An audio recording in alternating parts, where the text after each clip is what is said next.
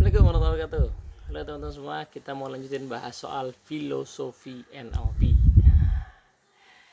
Di bahasan yang lalu sudah sempat kita singgung ya, salah satu presuposisi dalam NLP yang disebut dengan the map is not the territory. Nah, menarik kalau kita baca di artikel yang ditulis oleh Robert Dills di websitenya beliau ya, nlpu.com. Itu ada pengelompokan presuposisi yang agak unik. Jadi biasanya kita ketemu ada 10, ada 15 sampai 20 presuposisi. Itu pengelompokannya suka beda-beda, ada yang nggak dikelompokin juga ya. Michael Hall punya pengelompokan sendiri gitu. Nah, tapi beliau mengelompokkan sebenarnya ada presuposisi yang dasar ya. Ini saya memahaminya begitu ya, dasar. Ada presuposisi yang kembangan dari yang dasar itu. Nah, yang dasar itu ada 4. Jadi yang pertama udah kita bahas, the map is not the territory. Nah, peta, persepsi, bukanlah wilayah atau kenyataan. Nah, dari sini nanti ada turunannya. Salah satu turunnya adalah people respond to the map, not the territory. Jadi karena kita tidak merespon terhadap kenyataan, kita merespon terhadap peta, maka sebenarnya tanggung jawab kita lah untuk mengendalikan, mengupgrade, memperkaya peta itu. Jangan salahkan kenyataannya, tetapi bukan salahkan ya, maksudnya koreksilah, evaluasilah peta yang kita miliki, persepsi yang kita miliki. Nah, disinilah letak sebenarnya kemerdekaan berpikir, kemerdekaan bertindak, ya, kebebasan yang diberikan kepada manusia yang nanti ada konsekuensinya itu ya, karena ada kebebasan yang diberikan gitu. Jadi kenapa manusia nantinya akan punya konsekuensi ya kalau kita pandang dari sudut pandang agama ya, karena memang ada kebebasan berpikir gitu. Jadi the map is not the territory lah, itu dasarnya. Nah, kelompok yang kedua presuposisi yang disebut sebagai tubuh dan pikiran itu sistemik ya. Mind and body are one system. Tubuh dan pikiran itu satu sistem yang saling mempengaruhi. Nah, ini menarik sekali karena kalau kita pelajari model yang paling dasar di NLP namanya Human Model of the World, itu antara state of mind dalam bahasa mudahnya perasaan dengan internal representation dalam bahasa mudahnya sementara ini pikiran dengan fisiologi itu saling terkait. Ya, kalau kita memasang state bergembira, maka tubuh kita akan mengikuti. Tapi yang kebalikannya juga bisa, bahwa kalau kita mengubah fisiologi kita, gerakan tubuh kita, maka akan berdampak pula kepada state kita, kepada pikiran kita juga. Nah, nanti ini jadi masuk akal mengapa di dalam NLP salah satu aspek penting yang perlu diperhatikan kalau kita menggunakan sebuah teknik adalah aspek fisiologinya. Contoh nanti teman-teman kalau belajar teknik yang namanya perceptual position ya, yaitu teknik untuk saya ada video itu ya, perceptual position. Jadi kalau kita belajar perceptual position, kita ingin punya beberapa sudut pandang, orang pertama, orang kedua, orang ketiga observer, itu bagusnya kita duduk atau berdiri di tempat yang berbeda. Kenapa? Ya karena mind and body our system tadi. Ya, kalau kita ganti gerakan tubuh kita, maka state-nya akan mudah untuk berganti juga. Nah, teknik lain yang mirip dengan itu Disney Creativity Strategy, ini juga saya ada videonya. Jadi itu juga bagusnya dilakukan dalam posisi yang berubah-ubah. Nah, tapi nggak cuma itu ya, hampir semua teknik NLP pasti biasanya itu punya unsur fisiologi ya, karena tubuh dan pikiran satu kesatuan. Nah, menarik untuk dicermati bahwa sekali lagi ini menekankan tentang kebebasan, kemerdekaan berpikir kita. Karena tubuh dan pikiran satu kesatuan, maka kerjanya bisa dua arah. Satu sisi ya, kalau badan kita, tindakan kita nggak bergerak-gerak, kita nggak bisa salahkan situasi bahwa belum mood nih, belum dapet nih, belum tune in. Ya kalau tubuhnya belum bergerak, tindakan belum dimulai, pikirannya dong diberesin, ya kan? Tapi kebalikannya juga sama. Kalau orang merasa pikiran itu ruwet, ya pikiran seperti nggak mudah dikendalikan, pikiran seperti nggak fokus, maka mulailah intervensilah tubuh kita, gerakan kita. Nah ini agak connect juga ya, kalau kita lihat di agama, orang yang marah sambil berdiri maka disarankan untuk duduk. Orang yang duduk masih marah disarankan berbaring. Berbaring masih ada rasa marahnya disarankan ambil wudhu sholat. Ya kan? Kemungkinan sih udah nggak marah lagi, kalau masih marah kebangetan juga ya kan. Gitu. Jadi make sense gitu ya. Jadi nyambung begitu. Jadi karena memang tubuh dan pikiran kita satu kesatuan yang saling mempengaruhi gitu. Nah, ada video lain yang bukan bahasa NLP sebenarnya, tapi nyambung sama bahasan tubuh dan pikiran satu kesatuan ini, yaitu tubuh itu ada sebuah nasihat mengatakan tubuh itu tentara jiwa. Jadi bahwa tubuh kita itu digerakkan oleh kondisi kejiwaan kita. Jadi kondisi kejiwaan kita kayak apa menentukan bagaimana perilaku kita. Nah, tapi kebalikannya juga betul ya. Mengapa kita itu diperintahkan untuk bersuci misalnya? Kan tubuh ya diperintahkan bersuci. Tapi jelas tujuannya bukan hanya tubuhnya, tetapi kondisi kejiwaannya. Gitu ya. Kenapa orang yang baru bangun tidur tuh ya bisa agak lumayan seger lah kalau cuci muka, mandi misalnya gitu. Ya jelas bukan secara fisik ya, tapi apa yang dilakukan terhadap fisik mempengaruhi apa yang terjadi kepada psikis kita. Ya, tubuh dan pikiran satu kesatuan, bisa berlaku bolak-balik. Nah, nanti ada turunan-turunannya. Yang ketiga, kelompok yang ketiga ya, nanti kita bahas detail-detailnya lah ya. Kelompok yang ketiga itu presuposisi yang mengatakan bahwa selalu ada positive intention di balik setiap perilaku. Nah ini agak tricky nih ya, jadi tolong didengarkan baik-baik ya, disimak dengan utuh, karena banyak yang membaca kalimat ini secara tidak utuh kemudian akhirnya dapat pemahaman yang kurang pas. Selalu ada maksud baik atau intensi positif di balik setiap perilaku. Nah,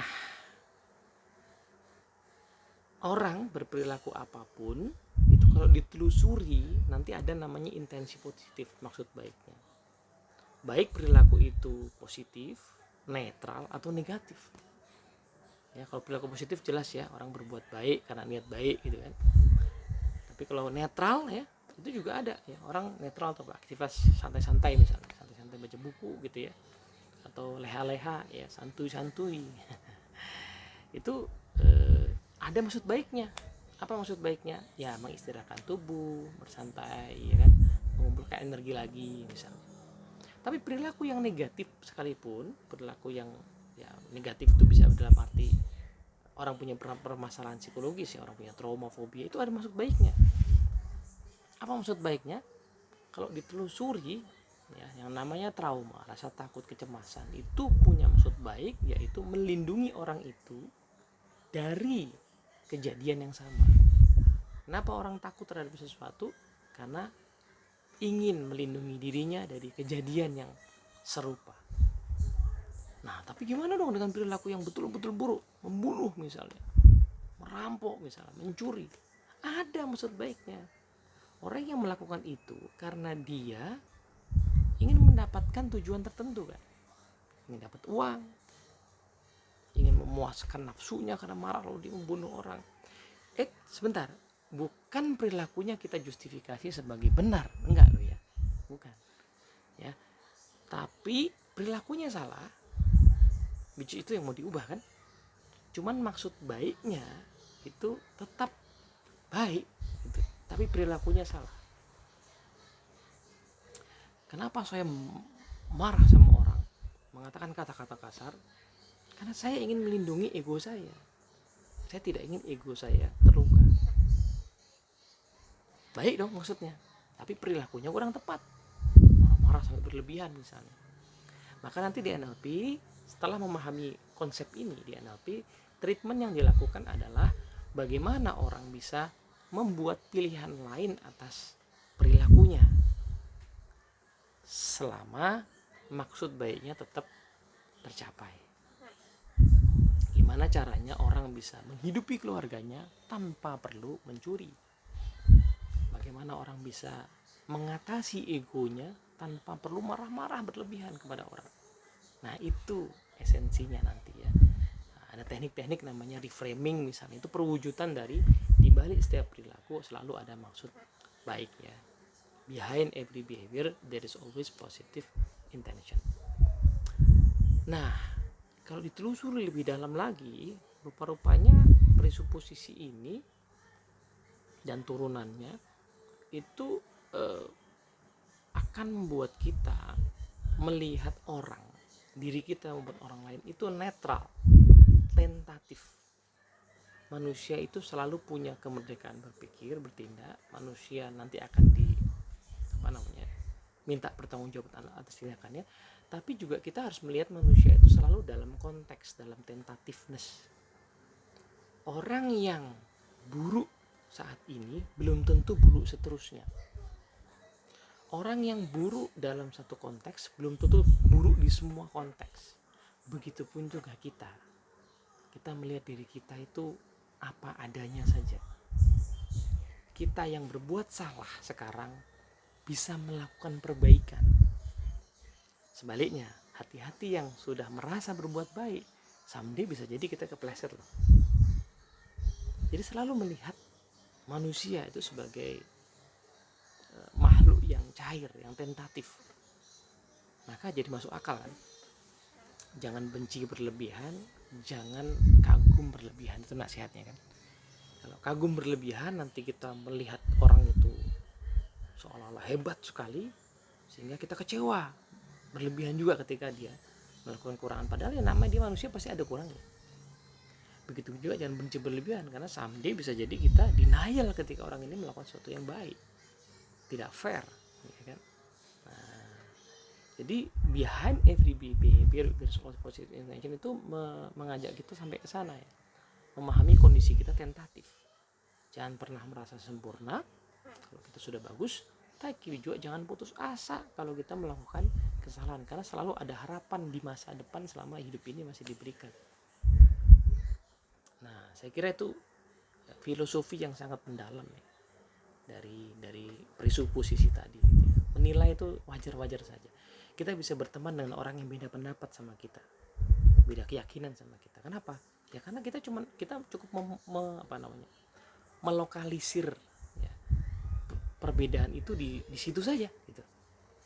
Nah, saya lagi baca sebuah buku nih kebetulan yang sangat menarik karena dua hal ya, karena cara membahasnya menarik sang penulisnya, tapi juga menarik karena menantang buat saya, karena dibalik ya, di dalam buku itu sekitar 400 halaman, bukunya tuh banyak bahasan, bagus-bagus bahasanya, tapi selalu terselip ya, tidak banyak ya, tapi terselip bahasan-bahasan yang bertentangan value dengan saya gitu. Jadi tapi ini buat saya menantang, karena apakah saya akan menjudge penulisnya dengan pertentangan value yang sedikit tadi compare to keseluruhan buku yang jauh lebih banyak yang bermanfaat sebenarnya. Nah, berbekal presuposisi ini, filosofi ini, kita jadi bisa melihat wajar-wajar saja ya, memang tidak mungkin kita sepakat dengan semua hal dengan seseorang, tapi juga sebaliknya tidak mungkin kita tidak sepakat dengan semua hal dengan seseorang. Nah, itu turunan dari presuposisi tadi.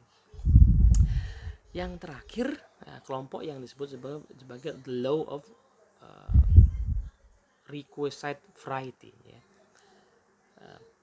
Ini saya kasih definisi mudahnya dulu lah bagi yang mungkin belum pernah mendengar, mudah-mudahan paham.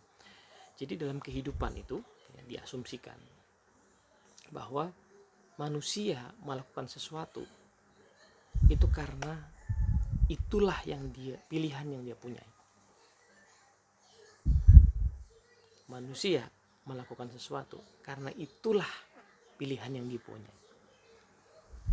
Kenapa ada orang yang mencuri? Karena itulah pilihan yang dia punyai, dia belum punya pilihan lain. Orang lain bilang, mau kosong, kenapa dia nggak kerja, kenapa nggak? Ntar dulu, kita nggak bisa lihat dari map kita harus lihat dari mapnya dia. Pemahaman ini, filosofi ini akan membuat kalau kita mau bantu dia, maka kita harus bantu dia melihat possibility lain, karena dia belum lihat, kita mungkin lihat. Sebaliknya, kita kenapa nggak nyuri? Karena kita nggak melihat mencuri itu salah satu pilihan. Pilihan yang saya punya adalah bekerja, pilihan saya punya adalah berbisnis. Saya nggak punya pilihan selain dua itu. Nah, tapi dia punyanya cuma pilihan itu. Jadi kalau kita mau bantu dia, maka bantu dia melihat pilihan-pilihan lain. Gitu. Nah, presuposisi ini nanti menarik karena kita akan melihat sebuah perilaku juga dalam kacamata yang netral. Ya. Orang yang misalnya punya kecemasan yang berlebihan, ada teman saya tuh takut naik pesawat, padahal nggak pernah ngalamin kecelakaan pesawat, nggak pernah, cuman pernah nonton mungkin ya, nonton sebuah tayangan apa gimana gitu. Dia sendiri nggak pernah ngalamin ya, turbulensi misalnya nggak pernah ngalamin, tapi takut tuh bukan main. Nah, karena dalam pikirannya hanya punya pilihan itu, baru hanya punya pilihan itu. Jadi proses terapi nanti misalnya adalah proses membantu dia untuk punya alternatif pilihan lain. Jadi kalau dengar kata pesawat itu harusnya pilihannya tidak hanya memikirkan kejadian dari film yang dia tonton itu, harusnya ada pilihan-pilihan lain sebenarnya. Nah, ini membuat kita lebih realistis melihat sebuah proses perubahan. Makanya saya suka ya, menenangkan diri, which is itu good buat saya sih. Kalau saya ketemu orang yang kata-katanya kasar misalnya, ya saya cukup bilang kepada diri saya sendiri bahwa ya itulah kosakata yang dia punya. Karena kalau dia marah dan punya kosakata yang kaya, dia akan pilih yang kaya. Tapi kenapa dia marah kemudian yang keluar kasar misalnya? Ya karena itulah pilihan yang dia punya. Dia nggak, dalam kamusnya dia nggak ada yang lain. Di luaran ada, cuman belum masuk ya, belum terinstall ya. Kalau berkayak komputer itu ya, di dalam laptop saya itu karena pakai Mac kebetulan, dan Mac itu pas saya beli sudah ada bawaan buat bikin presentasi ya, namanya Keynote ya, buat ngitung-ngitung tabel itu namanya numbers gitu ya, buat ngetik artikel buku juga udah ada Pages.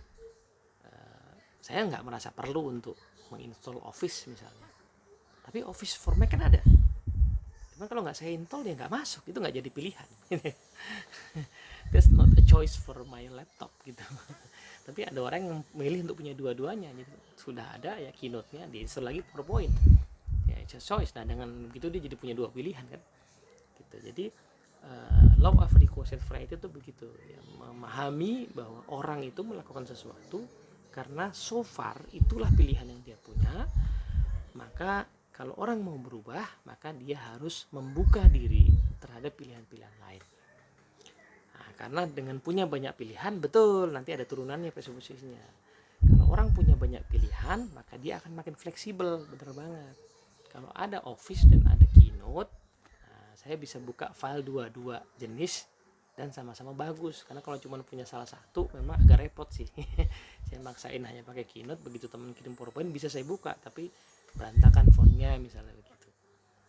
Nah, kalau saya kebalikannya juga begitu, kalau saya kirim file bisa sih di-convert ke PowerPoint, tapi di sana jadi berantakan misalnya. Tapi kalau punya dua-duanya, ya jadi punya dua pilihan, jadi fleksibel kan.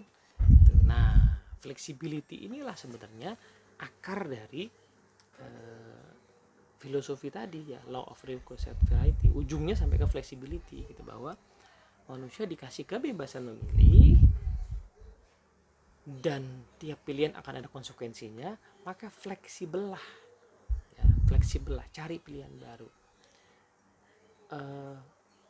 Kalau ada orang lahir di keluarga penjahat, dia tidak harus jadi penjahat.